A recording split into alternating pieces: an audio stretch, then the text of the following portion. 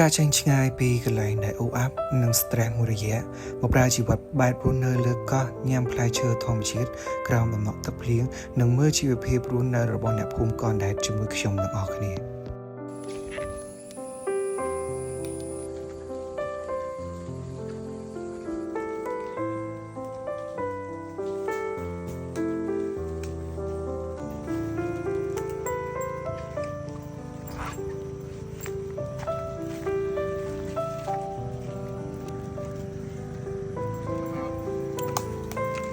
ទួតាមការពិតទៅខ្ញុំធ្លាប់មកលេងកនដែតនេះម្ដងហើយបងប្រុសម្ចាស់រីសតគាត់បានផ្ដាំថាបើលើកក្រោយបងអូនចង់មកលេងម្ដងទៀតចាំមកខែ5អីមកនៅកន្លែងនេះសម្បូរផ្លែឈើធម្មជាតិញ៉ាំច្រើនណាស់ដូច្នេះខ្ញុំក៏មកតាមអ្វីដែលគាត់បានប្រាប់ពិតជាមានផ្លែឈើញ៉ាំច្រើនមែនទែនហើយញ៉ាំមកសប្បាយញ៉ាំមកស្រឡាញ់តែម្ដងឲ្យតែមានពោះដាក់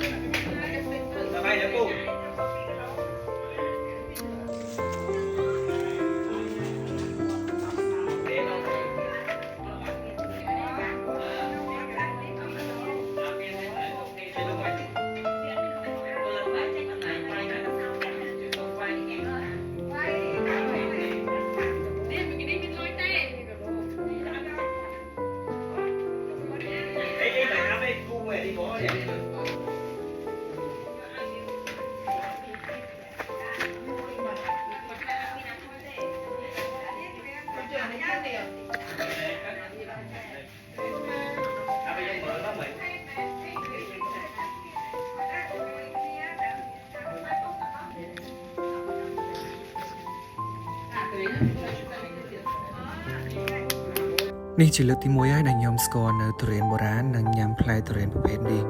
គឺវាខុសប្លែកពីទុរេនរបស់យើងដែលយើងញ៉ាំរាល់ថ្ងៃគឺដោយសារតែវាមានរូបរាងទូចក្របខាងក្នុងធំប៉ុន្តែសាច់វិញគឺមិនចាញ់ទុរេនដែលយើងញ៉ាំសប្តាហ៍ថ្ងៃនោះទេគឺផ្អែមល្មួតឆ្ងាញ់ខ្លាំងមែនតើនេះជាលើកទី1ហើយដែលខ្ញុំបានញ៉ាំវា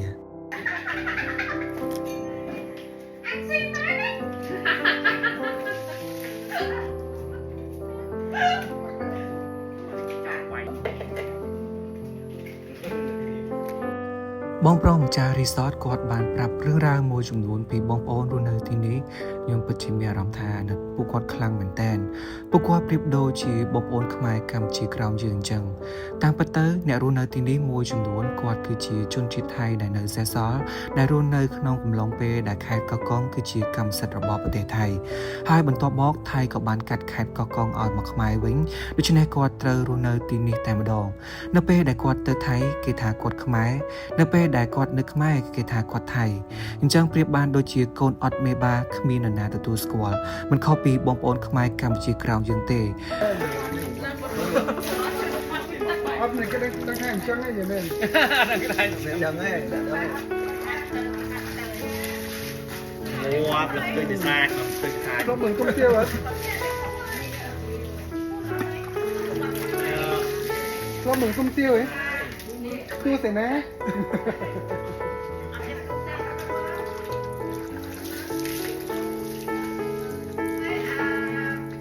តែនេះគឺជារឿងរ៉ាវពីមុនឥ